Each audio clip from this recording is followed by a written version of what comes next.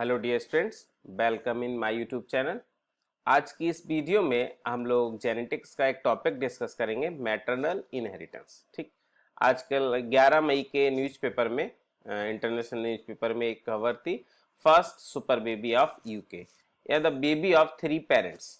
ठीक है, तो ये कि सुपर बेबी क्या है और एक साइंस क्या, साइंस है इसके पीछे का, इसको आज की इस वीडियो में हम लोग डिस्कस करने वाले हैं। देखिए, हम लोगों को पता है कि जो बेबी होता है, ठीक है, बेबी में जो भी करेक्टर्स होते हैं वो पेरेंट्स से आते हैं उसके। ठीक, तो मेंडल ने बताया था, जो मेंडल ने इनहेरिटेंस, हम लोग सबको जानते हैं कि फादर ऑफ इनहेरिटेंस कौन है, मेंडल है। ठीक है, मेंडल ने इनहेरिटेंस के बारे में बहुत कुछ बताया।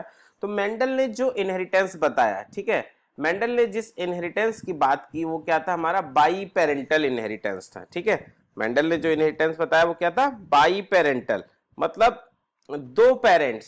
ठीक है भाई, एक फादर और एक मदर, दो पेरेंट्स जो हैं वो मिलकर के एक बेबी का फॉर्मेशन करते हैं, एक बेबी आता है और उस बेबी में जो भी उनकी ऑफस्प्रिंग है उसमें जो कैरेक्टर्स होते हैं उन दोनों पेरेंट्स के होते हैं। ठीक है, तो जो मेंडेलियन इनहेरिटेंस था बच्चों, वो मेंडेलियन इनहेरिटेंस क्या था, एक बाई पेरेंटल इनहेरिटेंस। ठीक, और अभी हम जो सुपर बेबी में बात क्या कर रहे हैं कि बेबी ऑफ 3 पेरेंट्स। ठीक है, तो थोड़ा सा मेंडेलियन इनहेरिटेंस के बारे में बात कर लें। मेंडेलियन इनहेरिटेंस में जो बात हुई थी वो किसकी थी, बाई पेरेंटल इनहेरिटेंस। ठीक है, बाई पेरेंटल इनहेरिटेंस। ठीक, मतलब एक मेल पेरेंट था हमारा, ठीक, ये हमारा हो गया, ठीक है, ये हमारा मेल पेरेंट हो गया।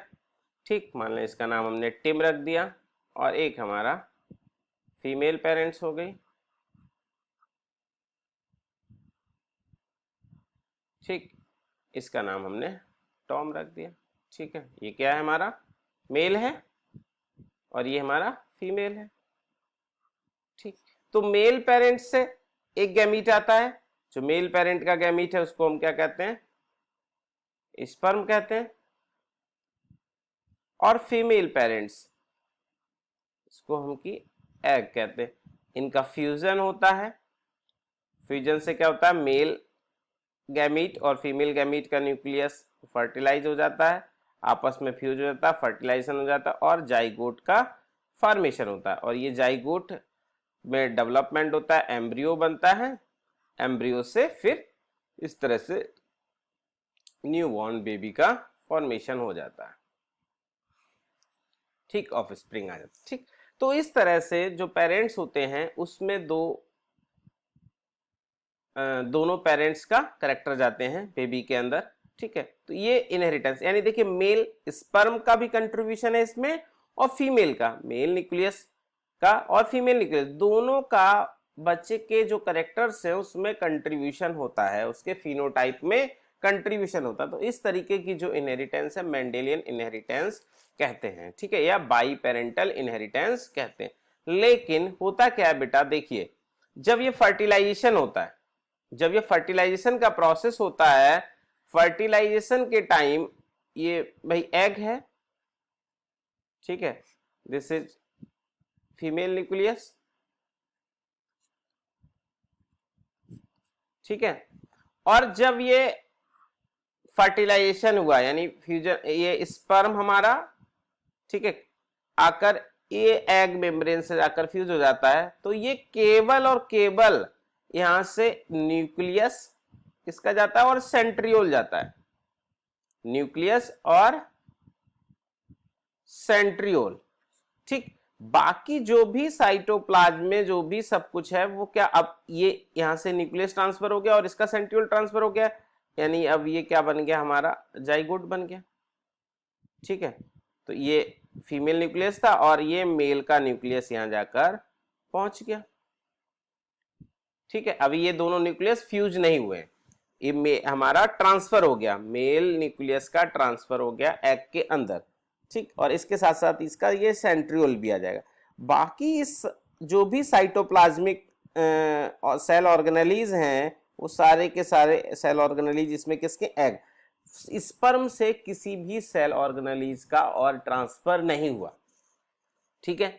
तो यहां से जो अब जो ये करेक्टर है, ठीक है, यानी जो इस जाइगोट से जो एम्ब्रियो बनेगा, ठीक है, तो जो भाई ये साइटोप्लाज्म किसमें इसका रहेगा, मदर का रहेगा। साइटोप्लाज्म इसमें किसका रहेगा, मदर का रहेगा, ठीक। और बाकी मेल से न्यूक्लियस आ गया और फीमेल न्यूक्लियस, ये दोनों अपना एम्ब्रियो बन जाएंगे, ठीक। अब होता क्या है, हम लोगों को पता होगा हमारे सेल्स के अंदर एक सेल ऑर्गेनेली होता है जिसको हम क्या कहते हैं, माइटोकॉन्ड्रिया, ठीक। माइटोकॉन्ड्रिया हमारी सेल के अंदर एक सेल ऑर्गेनेली होता है जिसको हम power house of the cell कहते हैं। Power house of the cell क्यों कहते हैं, क्योंकि ये यहाँ पर एटीपी का फॉर्मेशन होता है, ठीक है। ऑक्सीडेशन यानी रेस्पिरेशन की प्रोसेस में से इस यहाँ पर क्या होता है, एटीपी का फॉर्मेशन होता है। एटीपी जन, या हम इसको कहते हैं बैटरी ऑफ द सेल भी कह सकते हैं, बैटरी भी कह सकते हैं बच्चों, ठीक है। माइटोकॉन्ड्रिया को हम बैटरी भी कह सकते हैं। क्या है हमारा, power house of the cell. ये जो माइटोकॉन्ड्रिया होता है ये कैसा होता है, सेमी ऑटोनोमस होता है, मतलब इसके पास अपना खुद का डीएनए प्रेजेंट होता है। देखिए सेल के अंदर जो डीएनए होता है कहाँ होता है, न्यूक्लियस में होता है, लेकिन एक माइटोकॉन्ड्रिया और प्लांट में क्लोरोप्लास्ट, यानी प्लांट के पास दो ऐसे ऑर्गेनेली हो जाएंगे, माइटोकॉन्ड्रिया और क्लोरोप्लास्ट। लेकिन अगर हम एनिमल्स की बात करें तो एनिमल्स में जो माइटोकॉन्ड्रिया है वो एक ऐसा सेल ऑर्गेनेली है, ऐसा कोशिकांग है जिसके पास अपना डीएनए पाया जाता है, इसके पास अपना खुद का डीएनए पाया जाता है। इसीलिए हम माइटोकॉन्ड्रिया को क्या कहते हैं, semi autonomous cell organelle, semi autonomous cell organelle कहा जाता है बेटा, इसीलिए माइटोकॉन्ड्रिया, क्योंकि माइटोकॉन्ड्रिया हैव ओन डीएनए, इसके पास अपना डीएनए होता है। और इसका जो ये डीएनए होता है ये प्रोकैरियोटिक नेकेड डीएनए होता है। देखिए हमारा डीएनए जो होता है भाई, जो सेल का डीएनए है, यूकैरियोटिक सेल का डीएनए, वो कैसा होता है, एक न्यूक्लियर मेम्ब्रेन से कवर्ड रहता है। न्यूक्लियस के अंदर होता है तो चारों तरफ उसकी क्या है, न्यूक्लियर मेम्ब्रेन होती है, ठीक। यहाँ का जो डीएनए नेकेड डीएनए है और वहां पर हिस्टोन भी पाया जाता है यूकैरियोटिक सेल के अंदर, यहाँ नेकेड डीएनए होता है, यानी डीएनए किसकी तरह होता है, प्रोकैरियोट्स की तरह होता है, या हम कह सकते हैं प्रोकैरियोटिक डीएनए होता है। यानी जो ये माइटोकॉन्ड्रिया है एक तरीके से प्रोकैरियोटिक सेल की तरह बिहेव करता है, ठीक है। कैसा बिहेव करता है, प्रोकैरियोटिक सेल की तरह बिहेव करता है, क्योंकि यहाँ पर जो राइबोसोम भी होता है वो कैसा होता है, हमारा 70S टाइप होता है, ठीक। अब होता क्या, ये जो इसका डीएनए एक सेल के अंदर, अगर हम एक सेल के अंदर करें तो माइटोकॉन्ड्रिया का जो नंबर है, एक सेल में जो माइटोकॉन्ड्रिया का नंबर है वो वेरी करता है 100 से लेके 1000 के बीच में, ठीक है। अगर हम सेल में बात करें कि एक सेल में कितने माइटोकॉन्ड्रिया हैं, तो एक सेल के पास 100 से लेके 1000 तक माइटोकॉन्ड्रिया होते हैं, ठीक है। यानी every cell have about 100 to 1000 mitochondria, ठीक है। एक सेल में लगभग 100 से 1000 माइटोकॉन्ड्रिया होते हैं। वो depend upon the type of cell, जिस सेल के पास जैसा एनर्जी का नीड होगा, जहां पर जैसी एनर्जी की रिक्वायरमेंट होगी, उन सेल्स में माइटोकॉन्ड्रिया का नंबर ज्यादा होगा, क्योंकि माइटोकॉन्ड्रिया क्या है, हमारा बैटरी ऑफ द सेल और power house of the cell, ठीक।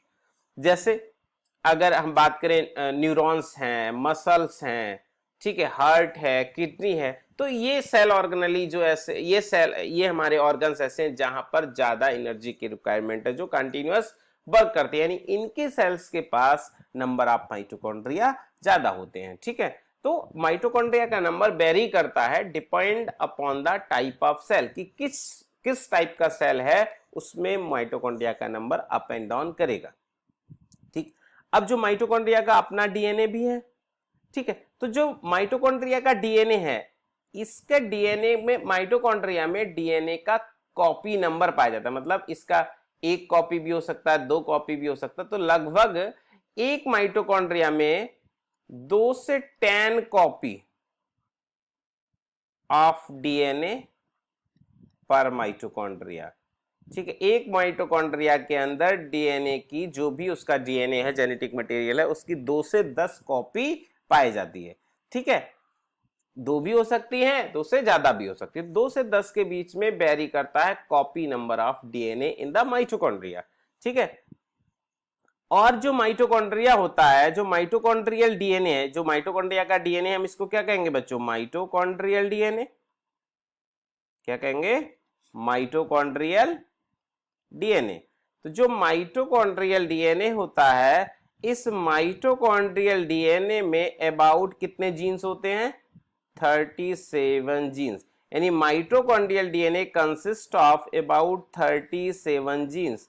ठीक है, यानी माइटोकॉन्ड्रियल डीएनए और हमारा जो न्यूक्लियर डीएनए है, जो हमारा सेल है, इस सेल का जो न्यूक्लियस है, इस न्यूक्लियस का जो डीएनए है, अगर हम बात करें न्यूक्लियर डीएनए में अबाउट 2000 जीन्स होते हैं। ठीक है, यानी nuclear DNA consist of about 2000 genes, but mitochondrial DNA have only 37 genes. ठीक है, क्योंकि because the size of mitochondrial DNA is very less. ठीक है, बहुत छोटा होता है in compare to the nuclear DNA. ठीक, अब बट इसमें कुछ जीन्स तो हैं, और ये जितने भी जीन्स हैं ये लगभग हमारा अबाउट 13 टाइप ऑफ पॉलीपेप्टाइड बनाते हैं। और ये जो भी पॉलीपेप्टाइड हैं, ठीक है, ये सारे के सारे हमारे इंटीग्रल पार्ट, जो देखिए एक हमारा इलेक्ट्रॉन ट्रांसपोर्ट सिस्टम चलता है ना माइटोकॉन्ड्रिया के अंदर। ठीक है, क्या होता है? इलेक्ट्रॉन ट्रांसपोर्ट सिस्टम या फोटोफॉस्फोराइलेशन या ऑक्सीडेटिव फास्फोराइलेशन। ठीक है, इलेक्ट्रॉन ट्रांसपोर्ट सिस्टम, और हम इसको क्या कर सकते हैं? Oxidative phosphorylation. तो जो ऑक्सीडेटिव फास्फोराइलेशन का ये जो रिएक्शन है, ऑक्सीडेटिव फास्फोराइलेशन का ये जो प्रोसेस है, इस प्रोसेस में जो भी एंजाइम्स इन्वॉल्व होते हैं, वो जो पॉलीपेप्टाइड इन्वॉल्व होती हैं, वो पॉलीपेप्टाइड कौन बनाता है? हमारा माइटोकॉन्ड्रियल डीएनए खुद बनाता है। ठीक, अब मैंने अभी बताया आपको, जब फर्टिलाइजेशन हो रहा है तो मेल से, फर्टिलाइजेशन के समय मेल से केवल क्या आ रहा है? मेल का न्यूक्लियस और सेंट्रियोल आ रहा है। बाकी रिमेनिंग जो साइटोप्लाज्म है वो किसका होता है? एग में मदर का रहता है, और वही हमारा जाइगोट बना रहा है। यानी जाइगोट में जो साइटोप्लाज्म है, मैक्सिमम पार्ट किसका है? मदर का। यानी जो माइटोकॉन्ड्रिया भी होगा उसमें किसका होगा? मदर का होगा। माइटोकॉन्ड्रिया भी किसका होगा? मदर का होगा। ठीक, जब माइटोकॉन्ड्रिया मदर का होगा तो क्या होगा भैया? जब फर्टिलाइजेशन हुआ, ये हमारा जाइगोट बना। ठीक है, अब दोनों न्यूक्लियस हमारे फ्यूज कर गए, मेल और फीमेल के न्यूक्लियस फ्यूज हो गए। अब ये क्या बन गया? हमारा जाइगोट बन गया। अब इस जाइगोट में जो माइटोकॉन्ड्रिया होगा, इसका जो माइटोकॉन्ड्रिया होगा वो किसका होगा भैया? मदर का होगा ना बेटा। ठीक, ये जाइगोट किसका होगा? मदर का होगा। अब अगर किसी मदर का ये माइटोकॉन्ड्रिया डिफेक्टेड है, अगर किसी मदर का ये माइटोकॉन्ड्रिया क्या हो जाए? डिफेक्टिव हो जाए, इसके डीएनए में कुछ म्यूटेशन हो जाए, ठीक है, तो क्या होगा भाई? इस जाइगोट से जो ऑफस्प्रिंग बनेगा, जो बेबी बनेगा, वो क्या होगा? डिफेक्टेड हो जाएगा ना। क्या हो जाएगा? डिफेक्टिव हो जाएगा। ठीक है, देखिए फादर की तरफ से कोई प्रॉब्लम नहीं थी, और ना ही फादर के न्यूक्लियर मटेरियल में, न्यूक्लियस में कोई प्रॉब्लम है, ना ही मदर के। बट क्योंकि मदर के माइटोकॉन्ड्रिया में कोई डिफेक्ट था, उस डिफेक्ट की वजह से, म्यूटेशन की वजह से, अब जो ऑफस्प्रिंग बनेंगे तो उसमें क्या होगा? कुछ ना कुछ प्रॉब्लम्स हो जाएंगी, कुछ डिजीज हो जाएंगी। ठीक, तो इसको हटाने के लिए कि अगर किसी मदर के माइटोकॉन्ड्रिया में कोई प्रॉब्लम है, तो देखिए आईवीएफ आप लोगों ने सुना होगा, एक टेक्निक होती है कि आईवीएफ, अगर किसी के मतलब जो मेल और फीमेल हैं, और जो कोई कपल है और उसके उनको फर्टिलाइज कोई प्रॉब्लम हो रही है, कंसीव करने में कोई प्रॉब्लम हो रही है। अब वो प्रॉब्लम के कई सारे कारण हो सकते हैं, ठीक है, वो सब मैं डिस्कस नहीं कर रहा हूँ, बहुत सारे। तो ऐसे केसेस में अगर कौन, इसलिए जो हमारा माइटोकॉन्ड्रियल इनहेरिटेंस है, यानी जो माइटोकॉन्ड्रिया का ट्रांसफर हो रहा है, ठीक है, तो क्या एक तरह से किस तरह की इनहेरिटेंस हो करता है? माइटोकॉन्ड्रियल इनहेरिटेंस किस तरह की इनहेरिटेंस? मैटरनल इनहेरिटेंस हो करता है। ठीक, यानी जो माइटोकॉन्ड्रियल डीएनए है वो हमेशा उस ऑफस्प्रिंग में क्या जाएगा? जो मदर का होगा। ठीक, यानी माइटोकॉन्ड्रिया, या हम कह सकते हैं जो साइटोप्लाज्मिक कंटेंट है, यानी साइटोप्लाज्मिक इनहेरिटेंस को ही हम क्या कह सकते हैं बच्चों? मैटरनल इनहेरिटेंस कह सकते हैं। ठीक है, क्योंकि जो जाइगोट है उसमें साइटोप्लाज्म हमेशा किसका रहेगा? मदर का रहेगा। साइटोप्लाज्मिक इनहेरिटेंस को ही हम बच्चों क्या कह सकते हैं?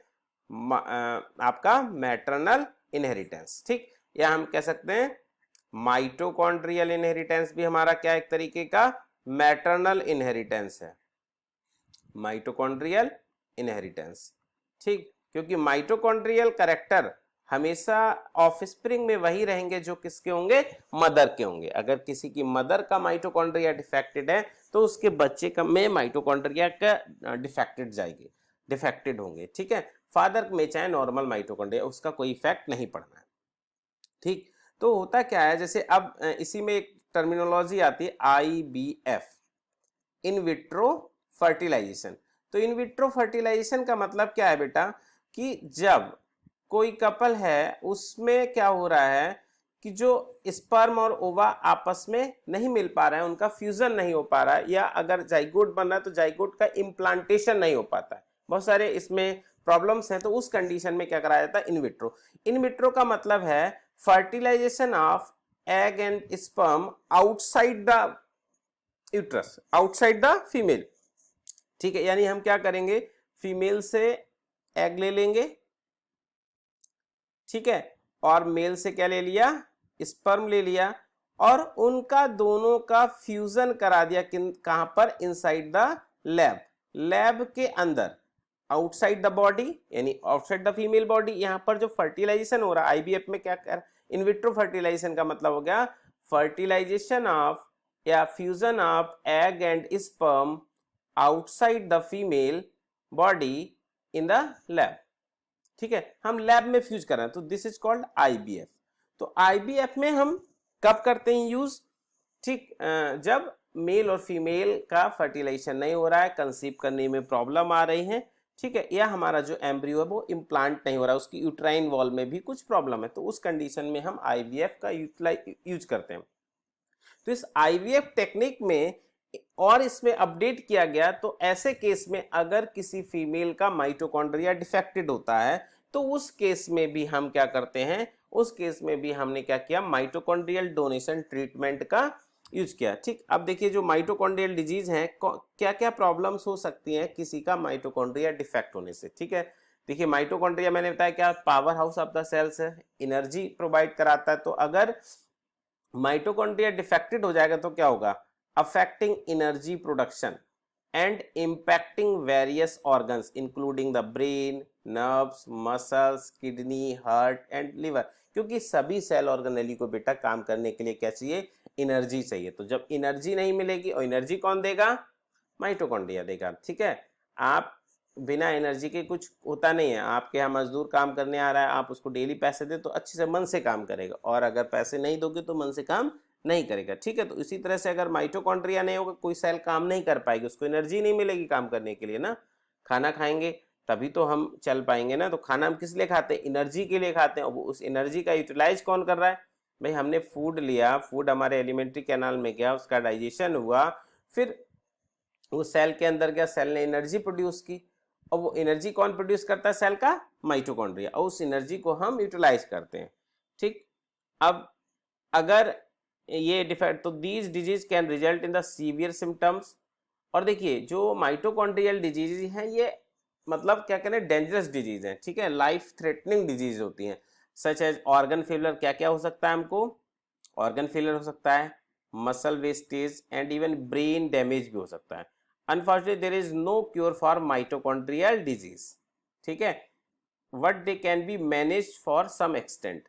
Few example of mitochondrial disease are Lake syndrome, Kearns-Sayre syndrome KSS, ठीक है, और mitochondrial myopathy and mitochondrial DNA depletion syndrome. ये कुछ डिजीजेज हैं जो माइटोकॉन्ड्रियल में म्यूटेशन की वजह से हो जाती हैं, ठीक। तो इसके लिए अगर किसी पर्सन में, किसी फीमेल में ये सारी प्रॉब्लम्स हैं, ठीक है, तो उस कपल को अगर चाहिए, उस पेशेंट कपल को चाहिए कि हमको नॉर्मल बेबी मिले, उनका बेबी जो हो नॉर्मल हो, तो उसके लिए उनको एक ट्रीटमेंट टेक्नोलॉजी का यूज करना पड़ता है। IVF का अपडेटेड IVF है, जिसमें हम क्या करते हैं, माइटोकॉन्ड्रियल डोनेशन ट्रीटमेंट, ठीक है। ये IVF का ही एक अपडेटेड फॉर्म है।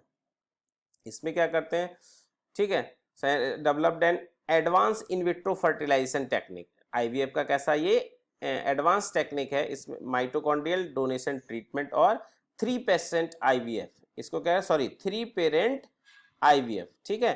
तो इसी की हेल्प से हमें 3 पेरेंट बेबी प्रोड्यूस किया गया, जो अभी बात हो रही थी कि first 3 parent baby of UK while carrying the genetic material from both parents. तो इसमें जो न्यूक्लियस तो केवल 2 ही पेरेंट्स का होता है, तीसरा पेरेंट केवल क्या काम करता है, माइटोकॉन्ड्रिया ट्रांसफर। अब इसके 2 मेथड्स हैं, माइटोकॉन्ड्रिया को ट्रांसफर करने के 2 मेथड हैं। तो जो पहला मेथड है ये यहां पर हमारा एमएसटी, कौन सा, MST, maternal spindle transfer technique. एक तो हमारा ये पहला मेथड क्या है, मैटरनल स्पिंडल ट्रांसफर, ठीक है। 2 तरीके से माइटोकॉन्ड्रिया का ट्रांसफर कराया जाता है, एक इस टेक्निक की हेल्प से मैटरनल स्पिंडल ट्रांसफर टेक्निक, दूसरी है हमारा पीएनटी। तो पहले हम बात कर लेते हैं एमएसटी में क्या करते हैं हम, ठीक। अब ये देखिए पेशेंट कपल है, यानी ये जो मदर है, ये फीमेल जो है, इस फीमेल के माइटोकॉन्ड्रिया क्या है, डिफेक्टेड है, एबनॉर्मल है। तो इनको एक ऐसी फीमेल की जरूरत पड़ेगी जो कि इनको अपने एग का माइटोकॉन्ड्रिया दे, अपना एग दे सके। तो ऐसी फीमेल को क्या कहेंगे हम, डोनर कहेंगे, यानी जो अपना माइटोकॉन्ड्रिया दे दे, ठीक। ये इनको एक फीमेल मिल गई जो कि इनको माइटोकॉन्ड्रिया, इस फीमेल का जो एग है उसमें क्या है, अब इससे इन्होंने एग ले लिया, ठीक है, डोनर एग हो गया। इस डोनर एग का जो माइटोकॉन्ड्रिया है ये कैसा, हेल्दी माइटोकॉन्ड्रिया है, ठीक। अब इस फीमेल जो है, इस फीमेल का जो एग है ये कैसा है भाई, इसमें जो mitochondria that is abnormal mitochondria, यानी ये हमारा प्रॉपर जो इसके जीन्स हैं, सारे के सारे जीन्स नॉर्मल नहीं है, ठीक। अब इसमें क्या करेंगे, जो हमारा हेल्दी एग था जो डोनर से लिया हमने, इस एग से क्या करेंगे हम, इसका न्यूक्लियस निकाल देंगे। ये इसका क्या किया, देखिए इसका न्यूक्लियस को हमने बाहर निकाल दिया, ठीक।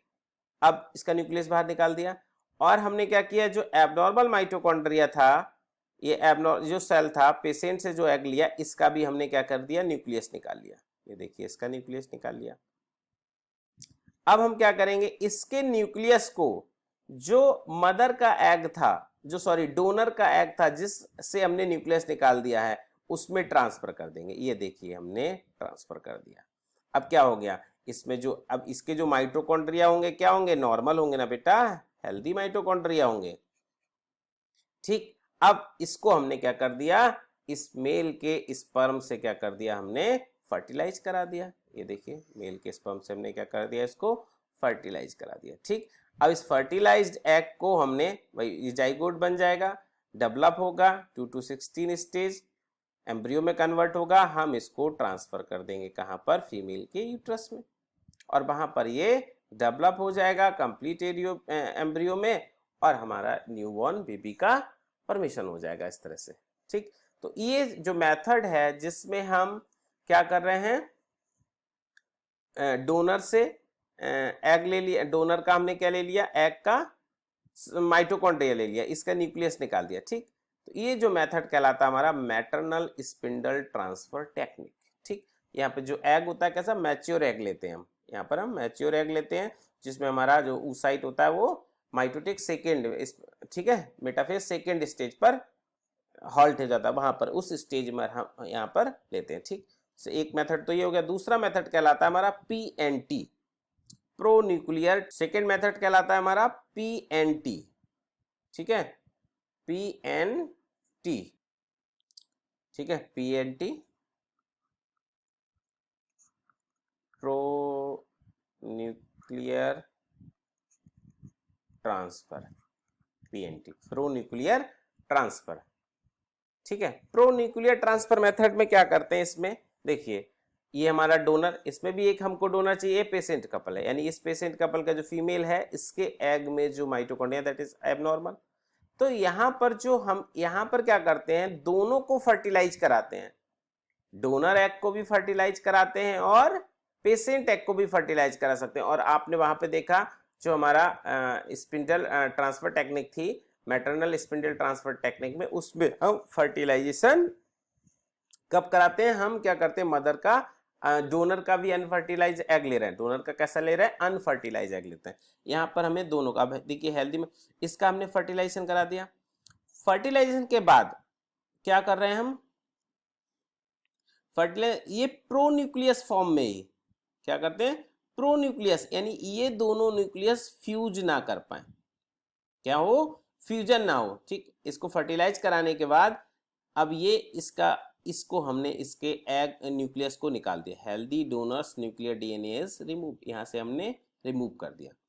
ऐसे यहाँ पर भी देखिए हमने इसको भी फर्टिलाइज कराया, और अब mother's nuclear DNA remove from her egg and inserted into the donor's egg, और इसको डोनर्स एग में हमने ट्रांसफर कर दिया। As a result, the donor egg is left with nuclear DNA from the mother and the DNA from the, ठीक है, donor. अब ये हमारा इस तरह से ये जाइगोट बन गया। Healthy fertilised egg is then implanted into the mother's बम, और इसको अब हमने, ये फर्टिलाइज्ड एग हो गया हमारा, इस फर्टिलाइज्ड एग को हम ट्रांसफर कर देंगे मदर के बम। तो ये हमारा कहलाता है PNT, pro nuclear transfer method. Pro nucleus क्या होता है, देखिए जब ये मैंने बताया था ना, ये मेल न्यूक्लियस आ गया, ये फीमेल का न्यूक्लियस पहले से था, अब ये दोनों न्यूक्लियस फ्यूज नहीं हुए, ये दोनों न्यूक्लियस क्या नहीं हुए, फ्यूज नहीं हुए, ये स्टेज कहलाती है हमारा प्रो न्यूक्लियर, ठीक है। इस स्टेज में ही इनको यहां से रिमूव कर दिया जाता है, ठीक। तो ये मेथड है, इस मेथड से हम क्या कर सकते हैं कि जो माइटोकॉन्ड्रियल डिजीज है, ठीक है, यानी ऐसे पेशेंट में जो माइटोकॉन्ड्रियल, तो यहाँ पर जो देखिए जो ये यूके में तैयार किया, अब इसको 3 पेरेंट बेबी क्यों कहा, क्यों कह रहे हैं 3 पेरेंट बेबी, क्योंकि देखिए यहाँ पर 3 पेरेंट्स की, भाई एक पेशेंट कपल ये हो गया और ये एक तीसरा ये हो गया, तो इस तरह से जो बेबी बना, जो अभी यूके में केस हुआ है जिसको सुपर बेबी कहा गया, उसमें 3 पेरेंट्स के डीएनए की जरूरत पड़ी, ठीक है। लेकिन जो जो तीसरा पेरेंट होता है उसका केवल माइटोकॉन्ड्रियल डीएनए ही चाहिए होता है, ठीक है। यानी जो मेजर उसके कैरेक्टरिस्टिक्स हैं वो तो उसके जो कपल है, जो मेन है, क्योंकि न्यूक्लियर डीएनए तो केवल इन दोनों का ही जा रहा है ना, न्यूक्लियर डीएनए तो इन्हीं का है क्योंकि इनके ही न्यूक्लियस लिए हमने, बट माइटोकॉन्ड्रियल डीएनए के लिए हमको डोनर की जरूरत पड़ी,